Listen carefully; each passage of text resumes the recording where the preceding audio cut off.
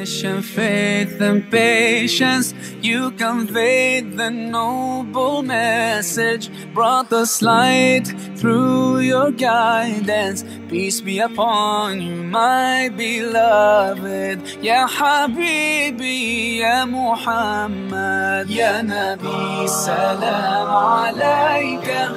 Ya Rasul, salam alayka.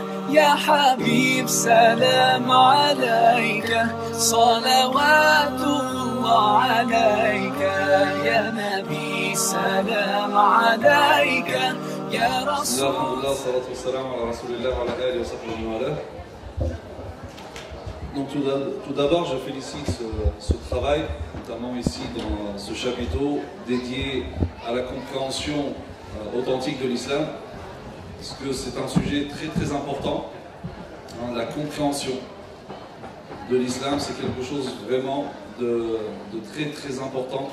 C'est pour cela que la plupart des savants insistent beaucoup sur ce sujet-là, insistent sur le savoir d'une manière générale, mais pas pour le savoir en soi, mais c'est parce que c'est le savoir qui donne cette bonne compréhension. Parce que parfois, lorsque une personne, peut-être qu'il y a une bonne intention, mais lorsque cette bonne intention n'est pas orientée par une bonne compréhension, on peut finir par dévier, par faire beaucoup plus de mal que de bien. C'est pour cela que les pieux prédécesseurs, parmi donc les savants, ils mettaient en garde contre toute action qui n'est pas fondée sur une bonne compréhension. L'imam Hassan al-Basri, l'un des grands disciples de compagnons, il disait celui qui œuvre sans science, c'est comme celui qui voyage mais qui se trompe de route, en dehors de la route. Il veut aller à une destination, mais il prend un autre chemin.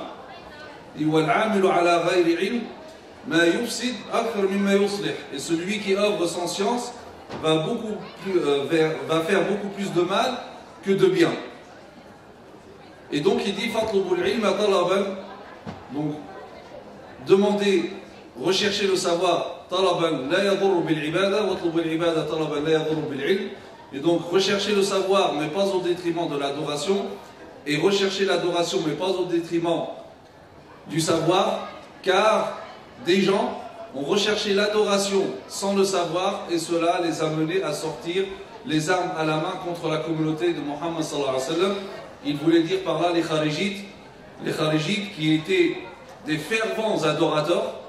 C'était pour la majorité tous des connaisseurs de Coran. Je parle de connaissances uniquement de par cœur, et du témoignage même du prophète sallallahu alayhi wa sallam qui avait prédit leur sortie, comme quoi c'était des personnes qui priaient plus que les compagnons, qui jeûnaient plus que les compagnons, qui lisaient le Coran plus que les compagnons. Mais malheureusement leur défaut, donc c'était pas du côté de l'intention, mais de la compréhension. Ils avaient une compréhension très superficielle. Donc c'était des connaisseurs de Coran, mais ils ne comprenaient pas ce qu'ils récitaient, ce qu'ils apprenaient par cœur. Et ils ont fini effectivement par se rebeller contre les musulmans, et ils ont fait la guerre à Ali ibn Abi Talib, le calife, le cousin du prophète sallallahu alayhi wa sallam, et ils ont fini par l'assassiner. Et ils l'ont assassiné, mais pour eux, ils sont rapprochés d'Allah Azza wa Jalla par l'assassinat de Ali radiallahu anhu. Donc, leur défaut, ce n'est pas un défaut d'intention, un manque d'intention ou une mauvaise intention. Leur intention, c'était de se rapprocher d'Allah Azza wa Jalla, comme leur disait Omar ibn Abd al-Aziz, radiallahu anhu, donc l'un des grands califes omeyyades, qui est mort en l'an 101 de l'Égypte. Il dit: je sais bien que vous êtes sortis pour le paradis, mais vous vous êtes trompé de chemin. Donc c'est ça en fait qui fait peur. C'est de vouloir la satisfaction d'Allah Azza wa Jalla, vouloir le paradis, mais se tromper de chemin. Et qu'est-ce qui fait en sorte qu'on se trompe de chemin? C'est cette mauvaise compréhension. Donc, et pour bien comprendre justement, nous allons parler donc de quelques éléments de compréhension de la sunna du prophète sallallahu alayhi wa sallam. Parce que donc, comme tout le monde le sait, la sunna, c'est la deuxième source pour connaître les règles et les enseignements de l'islam. Ça, tous les musulmans le reconnaissent. Aucun musulman habité par la foi ne peut remettre ceci en question. C'est une chose, c'est une vérité incontestée, incontestable que la sunna, donc c'est une source législative. Donc c'est pas là le problème. Le problème c'est quelle approche avons-nous de cette source, de la sunna du prophète sallallahu alayhi wa sallam. Donc on entend beaucoup parler de la sunna, de la fidélité à la sunna. Chacun se prétend plus fidèle à la sunna que d'autres. Et en général, ça se manifeste à travers la tenue vestimentaire.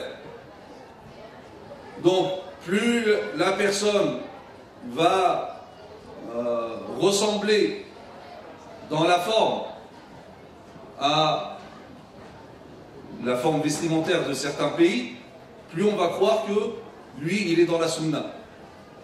Plus il aura une longue barbe, plus on dira, lui, il est dans la sunna.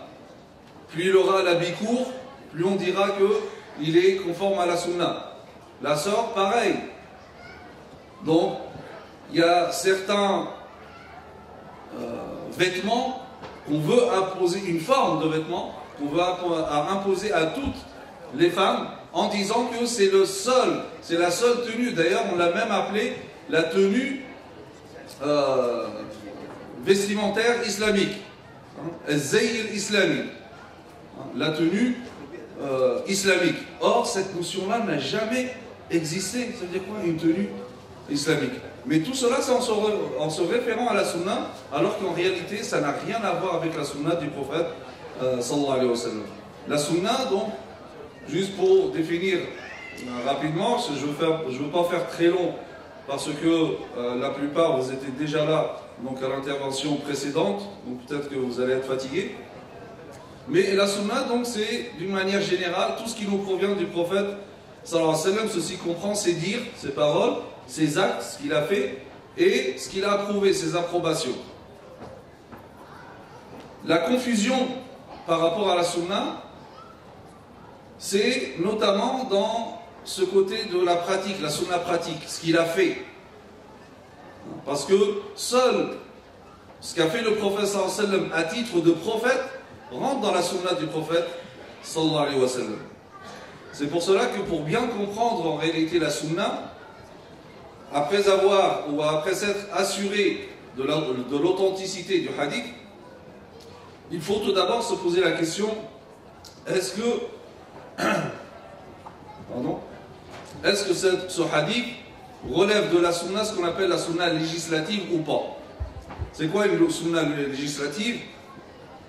C'est ce qu'a dit le prophète sallallahu alayhi wa sallam, ou ce qu'il a fait pour montrer l'exemple, pour instaurer une loi. Donc on est dans le domaine législatif.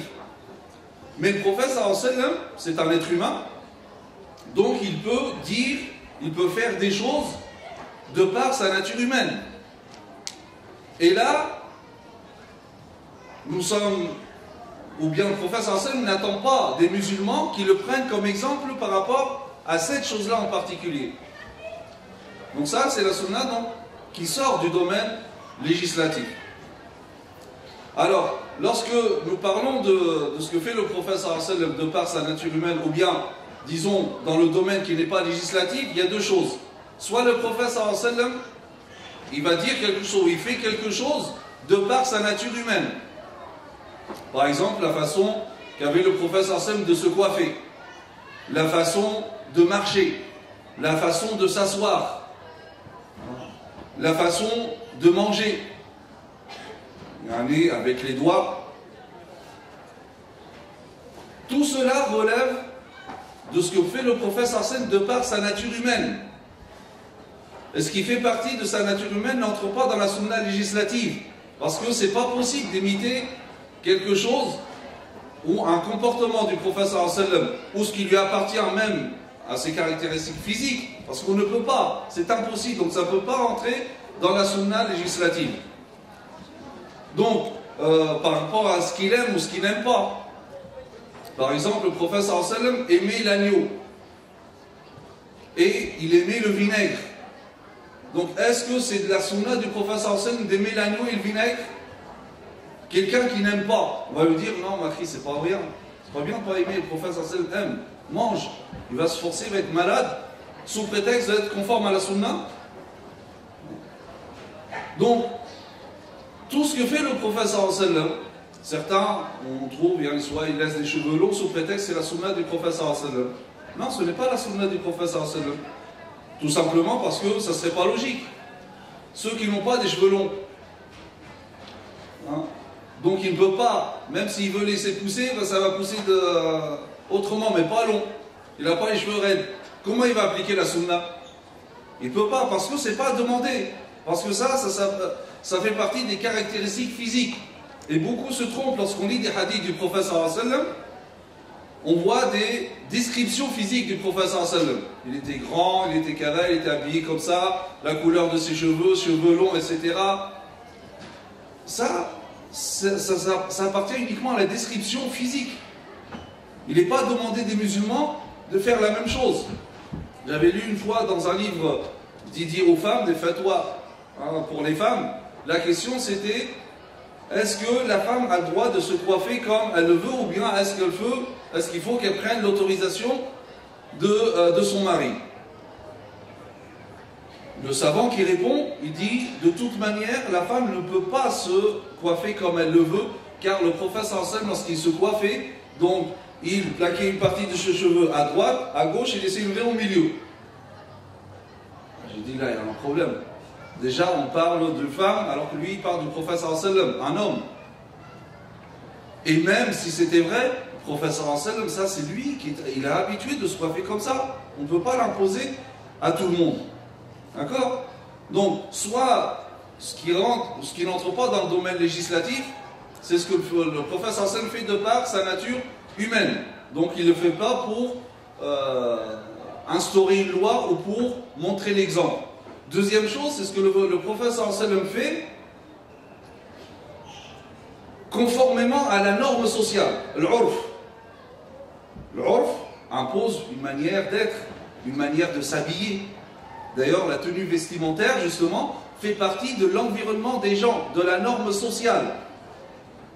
Et la tenue vestimentaire est façonnée même par l'environnement. Par exemple, dans un endroit où il fait chaud, donc cet environnement chaud veut que les tenues vestimentaires soient plus blanches, hein, et qu'on mette quelque chose sur la tête pour éviter les insolations. Pendant le Ramadan dernier, j'étais faire une Umrah, donc c'était le soir, déjà on arrive le soir à 11h du soir, il faisait 38 degrés, au mois de juillet. Donc on fait le Umrah, donc bien sûr tout est rasé, la tête rasée, motivé le lendemain matin. Avant Dhuhr, je vais faire un tawaf, mais je ne mets rien sur la tête. Insolation, 2 semaines malade. Et là, je dis, effectivement, si dans ces pays-là, ils mettent quelque chose sur la tête, même je parle des hommes, chez Taghi, n'importe où dans les pays chauds, parce qu'il y a une fonction, ça n'a rien à voir avec la sunna du prophète sallallahu alayhi wa sallam. Que ce soit les musulmans ou les non-musulmans, à l'époque même du prophète sallallahu alayhi wa sallam, le tout mettait une umama, ils avaient le genre de... Parce que c'est l'environnement. Ce que vous voyez des fois dans les films, genre le message, lorsqu'ils se convertissent, vous avez les musulmans avec une tenue spécifique, blanche, et Abu Lahab, Abu Jahl, les autres, ça c'est un film, c'est pas vrai. En réalité, il n'y a aucune distinction. Parce que la tenue vestimentaire est façonnée par l'environnement. Lorsqu'il fait froid, on a besoin que le vêtement soit plus proche du corps. Donc, pour la tenue vestimentaire, justement, le prophète sallallahu alayhi wa sallam, il s'habille conformément à sa norme sociale. Donc qu'est-ce que ça veut dire ici, imiter le prophète sallallahu alayhi wa sallam? Tout à l'heure, Farid, il parlait d'un savant qui s'appelle Judayr, qui a préfacé le livre de Maryam Atiyah sur les faux hadiths, que je vous conseille vivement, concernant la femme. Abdallah Judayr, dans un livre qu'il a sur les fondements du droit musulman, sur le fiqh, il dit que il apporte vraiment une compréhension très minutieuse de la sunna du prophète, mais très intelligente. Que veut dire le fait de se conformer à la sunna dans ces domaines-là que je viens de citer? Lorsque je veux imiter le prophète sallallahu alayhi wa sallam dans ce que lui fait de par sa nature humaine. Donc, c'est-à-dire que le prophète sallallahu alayhi wa sallam respectait sa propre nature humaine. Il ne forçait pas sa nature. Il n'adoptait pas un comportement artificiel. Il était lui-même, naturellement. Si tu veux imiter le prophète sallallahu alayhi wa sallam, c'est-à-dire toi aussi, sois conforme à ta nature. N'adopte pas une nature forcée, artificielle, sous prétexte d'imiter le prophète sallallahu alayhi wa sallam. Si tu n'as pas l'habitude de marcher très vite, comme faisait le prophète sallallahu alayhi wa sallam, mais ne fais pas, c'est pas toi. Si tu as une façon de t'asseoir et tu te sens à l'aise, ne change pas. Et pendant le prophète sallallahu alayhi wa sallam, lui, par rapport à sa physionomie, il s'asseoir comme ça, il était à l'aise. Donc, se coiffer selon ce qu'il voulait. Donc, ici, se conformer à la sunna, dans ce qui relève de la nature, c'est être conforme à ta nature. Imiter le prophète sallallahu alayhi wa sallam dans ce que le prophète sallallahu alayhi wa sallam a fait conformément à son urf, à sa norme sociale, c'est-à-dire que toi, si tu veux imiter le prophète sallallahu alayhi wa sallam, et la meilleure façon d'imiter le prophète sallallahu alayhi wa sallam et d'être conforme à la sunna, c'est quoi? C'est d'être conforme à ta norme sociale. Ça, c'est une conformité à la sunna. Donc la sunna, c'est pas une forme, c'est un esprit aussi. Donc si tu veux être conforme à la sunna par rapport à tout ce que fait le prophète sallallahu alayhi wa sallam, conformément à sa norme sociale, notamment la tenue vestimentaire, alors conforme-toi à ta norme sociale. Parce que toujours, il est toujours mal vu, quelles que soient les sociétés, que quelqu'un s'habille différemment de la norme sociale. Partout, même dans les pays musulmans. Dans le même pays, de région à région, ils ne s'habillent pas pareil. Toi, je ne sais pas, tu habites dans un pays, hein, je ne sais pas, là, tu vas aller habiter en Libye, et tu portes les vêtements d'un Marocain. Tu es le seul dans la ville. Ça ne se fait pas. Ça ne veut pas dire que les Libyens n'aiment pas les Marocains. Hein, ça peut être le contraire. Non, ça veut dire que tout simplement, il faut respecter la norme sociale. Il y a l'éthique, il y a une éthique islamique, il y a une éthique vestimentaire, il y a des règles à respecter. La forme, elle, donc, ça n'a rien à voir avec la sunna du prophète sallallahu alayhi wa sallam. Il n'y a pas ce qu'on appelle un vêtement islamique qu'on voudrait imposer pour les hommes et pour les femmes. Et particulièrement pour les femmes, on culpabilise la femme si elle ne met pas ce vêtement en particulier, qui couvrirait uniquement. C'est le seul vêtement qui pourrait couvrir l'aura. Les autres pas. Non, qui a dit ça? Qui a dit ça? Pourquoi il est venu d'où ce vêtement-là? Il n'est ni cité ni dans le Coran ni dans la Sunna. Parce que le Coran et la Sunna, il n'y a pas de forme vestimentaire. Il n'impose, il n'y a aucun ordre par rapport à une tenue vestimentaire. Donc comprendre la Sunna du prophète sallallahu alayhi wa sallam, déjà commence par là, et bien sûr le champ est très vaste, par le fait de déjà différencier qu'est-ce qui fait partie de la sunna législative. Et là, donc, le prophète sallallahu alayhi wa sallam attend de moi que je me conforme à cela, et qu'est-ce qui ne fait pas partie de la sunna du prophète sallallahu alayhi wa sallam. Et là, le prophète sallallahu alayhi wa sallam n'attend pas de moi que je fasse comme lui, mais que je prenne en considération ma propre nature et la norme sociale dans laquelle donc, je vis. Donc ça, c'est des éléments déjà très importants. Il y a parfois, dans ce qu'on parle aussi, lorsque ça ne relève pas de la sunna législative, par exemple, ce que fait le prophète sallallahu alayhi wa sallam de par son expérience personnelle. Comme n'importe quel être humain, chacun a une expérience dans un domaine. Regardez, dans l'agriculture, le prophète sallallahu alayhi wa sallam n'avait pas d'expérience dans l'agriculture. Lorsque le prophète sallallahu alayhi wa sallam est arrivé à Médine, il trouve les Médinois, qui étaient des agriculteurs, en train de polliniser les palmiers. Le prophète sallallahu alayhi wa sallam ne connaissait pas cela. Donc il passe par des gens en train de faire cela, il leur dit, moi je pense que même si vous ne le faites pas, ça ne va pas empêcher les dattes de sortir. Ils ont abandonné, ils ne l'ont pas fait. Quelques mois après, la récolte était catastrophique. Ils sont venus voir le prophète sallallahu alayhi wa sallam. Le prophète ne nous a pas dit de le faire, les dates ne sont pas sorties. Il leur a dit, mais moi je vous ai dit ce que je pensais, moi je ne suis pas agriculteur. Vous êtes plus savant dans ce domaine-là. Par contre, ce que je vous dis, qui relève de la transmission de Dieu, là oui, mais là, c'est à titre personnel que je parlais. Donc le prophète sallallahu alayhi wa sallam nous dit ici que le prophète sallallahu alayhi wa sallam peut parler à titre personnel selon son expérience ou selon donc là, en tant que transmetteur du message divin. Donc il faut bien faire la distinction entre les deux. Notamment par exemple ce qui rentre dans ce qu'on appelle la médecine prophétique. Je vais peut-être vous étonner, mais il y a énormément d'exagération par rapport à cela. Une fois dans une mosquée, j'entendais quelqu'un dire le médecin des médecins, le professeur sallam. Désolé, jamais le professeur sallam s'est qualifié de médecin. Jamais Allah Azza wa Jalla dans le Coran l'a qualifié de médecin. Il y avait certains remèdes en Arabie qui étaient connus. Le professeur sallam les préconisait de par son expérience personnelle. Donc c'est-à-dire qu'il ne faut pas s'étonner si jamais, on ne sait pas, un remède pourrait contredire la science. Et alors, parce que là le prophète sallam n'a pas parlé en tant que prophète, c'est en tant que transmetteur du message, en tant que être humain, donc de par son expérience personnelle.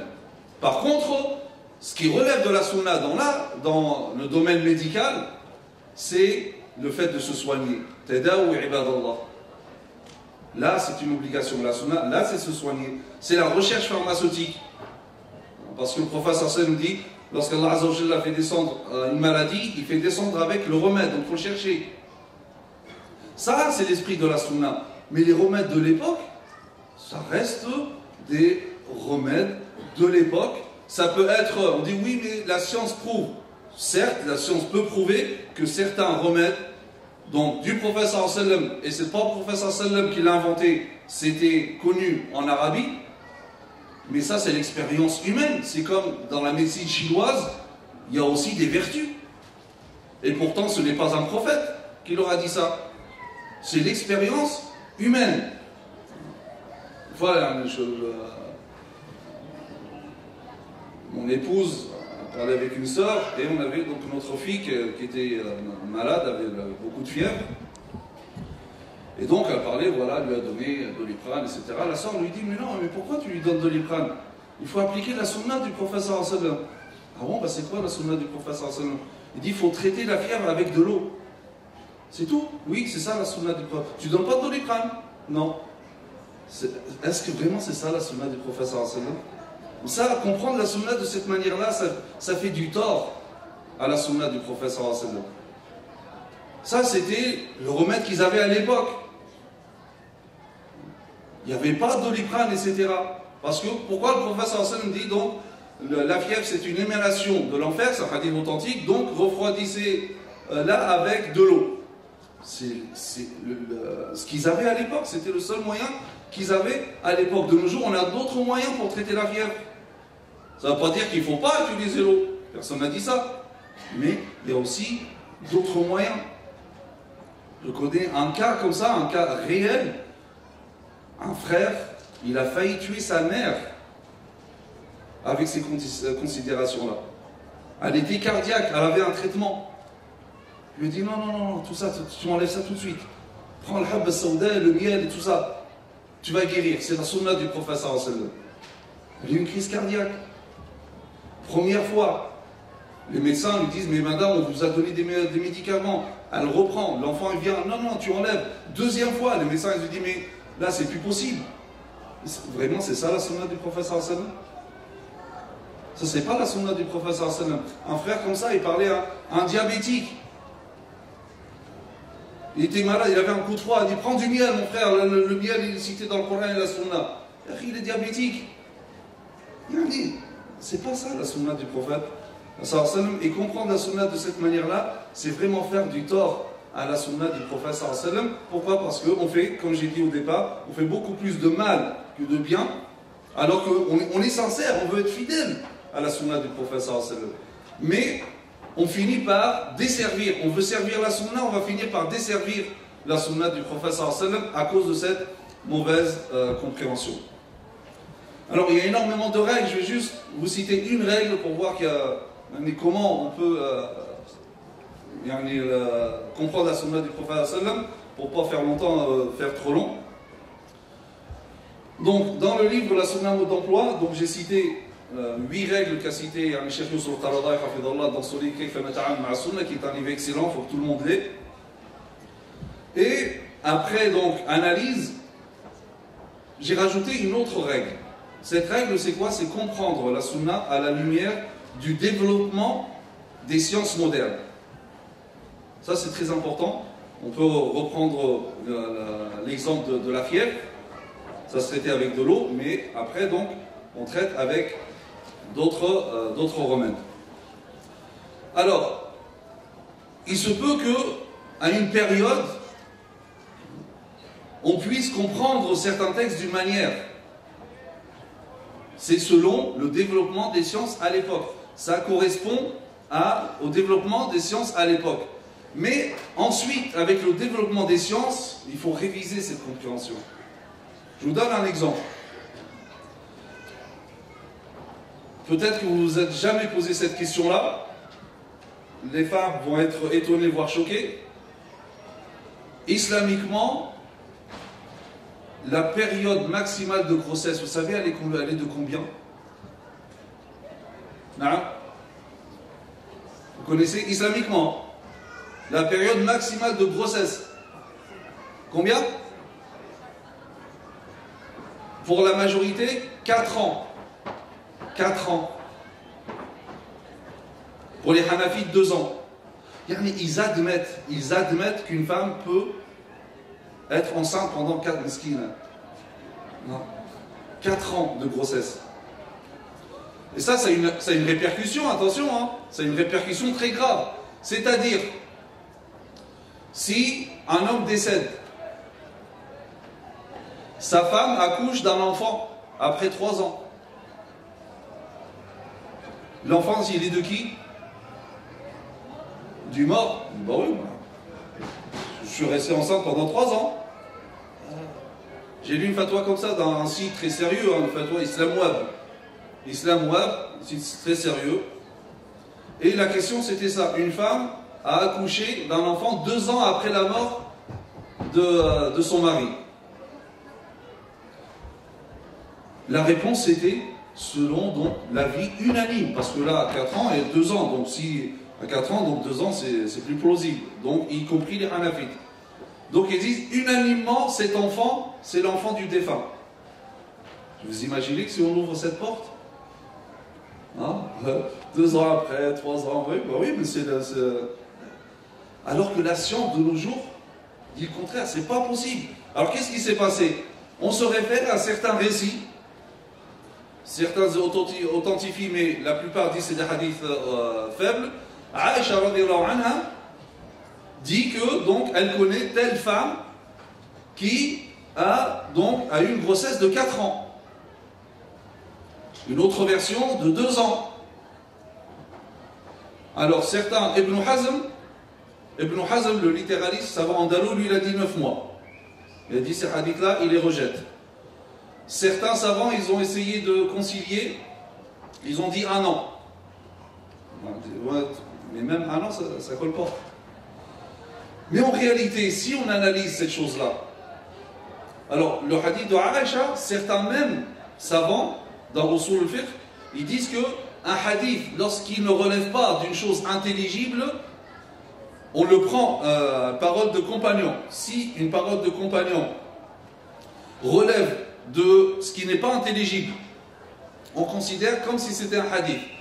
L'exemple qu'il cite à chaque fois, c'est le hadith de Aïcha par rapport à la grossesse. Il dit si Aïcha dit ça, c'est que forcément elle a entendu, parce que pour eux à l'époque ce n'est pas intelligible. Le monde de la grossesse pour eux ce n'est pas intelligible. De nos jours ça l'est. Et même on peut même expliquer, à supposer que ça soit authentique les récits. Aujourd'hui on peut le comprendre. Aujourd'hui on peut dire c'est peut-être une succession de grossesses nerveuses. Vous savez, les grossesses nerveuses, une femme, elle est persuadée qu'elle est enceinte. Et elle a tous les symptômes. Elle n'a plus de règles, son ventre, etc. Tous les symptômes de grossesse. Mais subhanallah, elle n'est pas enceinte. Alors, à supposer que ce soit vrai, peut-être, là, on peut le comprendre de nos jours, dire peut-être c'était des grossesses successives nerveuses. Et à un moment, elle est tombée réellement enceinte. Mais elle a vu les symptômes depuis quand? Depuis 4 ans. Et on a cru que toute cette période-là, c'était la grossesse. Mais en réalité, c'est faux. Qu'est-ce qui nous permet de conclure ça et de comprendre cette sunna? C'est à travers donc le développement des sciences.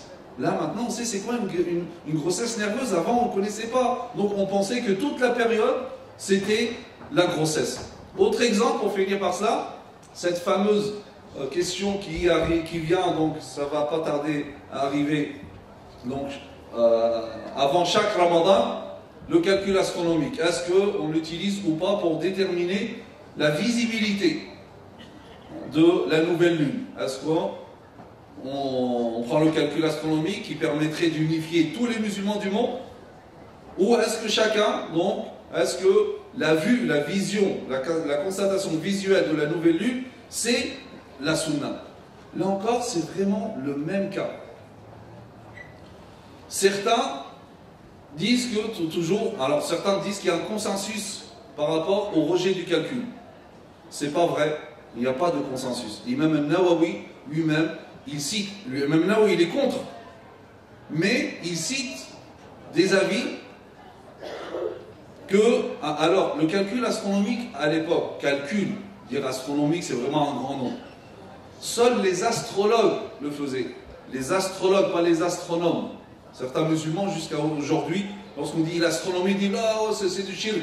Mais non mon frère, ça c'est l'astrologie qui est du shirk, pas l'astronomie. Hein? Une grande différence entre les deux. L'astronomie c'est une science exacte. L'astrologie c'est justement donc un art divinatoire qui consiste à dire que la position des astres a une influence sur la prédestinée humaine. Ça c'est du shirk. Et qui faisait le calcul à l'époque? C'était eux, les astrologues, et c'était très approximatif. Donc les savants, les anciens, parce que toujours on nous sort, oui mais la majorité, Ibn Taymiyyah, Nawawi, etc., tous ils sont contre, donc c'est haram. La majorité dit que c'est haram, c'est interdit d'utiliser le calcul. La question c'est, mais de quel calcul il parlait? Est-ce qu'il parle du calcul que nous connaissons maintenant ou du calcul à l'époque que eux connaissaient? La question est évidente, mais pourtant on ne se la pose jamais. Eux, ils s'exprimaient sur leur calcul. N'importe qui serait trouvé à cette époque-là, il aurait dit la même chose. Et même quand ils justifient ces savants-là, lorsqu'on prend leur écrit et on regarde comment ils justifient ce rejet, ils le disent textuellement. Ibn Taymiyyah, rahimallah, dans ses fatwas, il justifie pourquoi il dit qu'il est interdit de se référer au calcul astronomique. Il dit yadkhuluhu al-khata, parce qu'il est susceptible d'erreur. Parce qu'effectivement, comme j'ai dit, c'était deux choses. Une, c'était les astrologues qui le faisaient. Donc les savants ne voulaient pas que ces gens-là, c'est eux qui détiennent ce pouvoir-là et c'est eux qui orientent les gens. Parce que les gens, ils commencent par ça et après ils vont les croire sur autre chose. Et deuxièmement, c'était vraiment approximatif. C'était pas du tout scientifique. Ils le savaient. À l'époque déjà, ils le savaient. Donc ils se sont prononcés sur leur calcul astronomique. Je suis sûr que si ces savants-là, lorsqu'on voit leur pensée à travers tout leur fatwa, c'est sûr qu'ils auraient changé d'avis de nos jours-là. Et d'ailleurs, même le professeur sallam, et ce hadith-là, on n'insiste pas beaucoup, on n'insiste que sur un hadith par rapport à cela, Soumu li ru'yatihi wa aftiru li ru'yatihi. Jeûnez lorsque vous voyez la nouvelle lune et arrêtez de jeûner à la fin lorsque vous voyez la nouvelle lune de Shawwal. Le professeur sallam ici, il a indiqué le moyen dont disposaient les musulmans. Et l'autre hadith qu'on n'utilise pas beaucoup l'explique. Le professeur sallam dit Nahnu ummatun la naktubu wa la nahsabu. Nous sommes une communauté, nous n'écrivons pas, nous ne savons pas ni écrire ni calculer. Ash-shahru hakadha. Donc là, il met le mois c'est comme ça, il fait 29 ou bien 30. Donc le professeur sallam ici, il est en train de nous dire pourquoi il a orienté la communauté à utiliser la vision, c'est qu'il ne connaissait pas le calcul. Alors il y a un savant contemporain qui a fait une fatwa à ce sujet-là. Il dit le calcul c'est interdit parce que le professeur sallam a dit que nous sommes une communauté qui ne calculons pas. Là il y a un problème quand même. Parce qu'il dit nous n'écrivons pas et nous ne calculons pas. Donc l'écriture c'est interdit aussi. Personne n'a dit ça. Et même le calcul, personne n'a compris ça. L'astronomie, les musulmans ont développé cette science. Et pourtant, ils connaissaient ce hadith-là, donc ils savaient que ça ne concernait pas l'interdiction du calcul astronomique, loin de là. Ils avaient atteint des niveaux extraordinaires. C'était les leaders en matière d'astronomie à l'époque. Et la question aussi qu'on ne se pose pas, pourquoi ça ne pose pas de problème pour la prière? La prière, c'est selon le calcul astronomique. Vous avez déjà vu un mu'adhin dans n'importe quel pays musulman sortir le matin, scruter, est-ce que le fajr est là, ensuite il fait l'adhan, ou le maghrib, au coucher de soleil, le mu'adhin il sort et regarde s'il y a le coucher ou pas. Dans tous les pays du monde. Alors là, pourquoi ça ne pose pas de problème? Pour quelque chose qui est beaucoup plus important. Qu'est-ce qui est plus important, la salat ou le jeûne? La salat. Et on se fie au calcul astronomique. Et au jeûne, non. Donc, ça, c'était juste un exemple pour dire qu'il y a énormément d'exemples, il y a de règles pour la compréhension de la sunna du prophète sallallahu, notamment, ce qui nous concerne par rapport juste à cet exemple de calcul astronomique, c'est que il faut comprendre la sunna donc à la lumière du développement des sciences. C'est comme si je vous disais par exemple, vous savez, au début du XXe siècle, concernant le tabac, le tabagisme, les savants, qu'est-ce qu'ils disaient à l'époque? Majorité, pour ne pas dire unanimement. Ils disaient, c'était quoi le statut? Au début du XXe siècle, il y a 100 ans, ils disaient macro, c'est répréhensible uniquement. Pourquoi ils disaient c'est répréhensible? Parce qu'ils ne connaissaient pas encore les impacts. Maintenant qu'ils le savent, tous disent que c'est... Imaginez, moi je viens, je vous dis, mais non, la majorité des savants, ils disent que c'est macro. Pourquoi? Parce que un tel savant et tel savant et tel savant, ils ont dit que c'est macro. Et je nomme les savants de l'époque. On va me dire quoi? Ouais, mais là, eux, ils se sont basés sur ce qu'ils savaient, sur leur connaissance de l'époque. C'est exactement pareil par rapport au calcul astronomique. Ces premiers savants, ils l'ont interdit, ils se basaient sur ce qu'ils connaissaient. Ils ont statué sur le calcul qu'ils connaissaient et pas celui d'aujourd'hui. Barakallahu fikum pour votre attention. Si vous avez des questions ou des remarques, je suis là. Inch'Allah, you'll find your way. Inch'Allah, Inch'Allah, Inch'Allah, you'll find your way. Every time you commit one more mistake, you feel you can't repent and that it's way too late. You're so confused, wrong decisions you have made haunt your mind and your heart is full of shame. But don't despair and never lose hope, 'cause Allah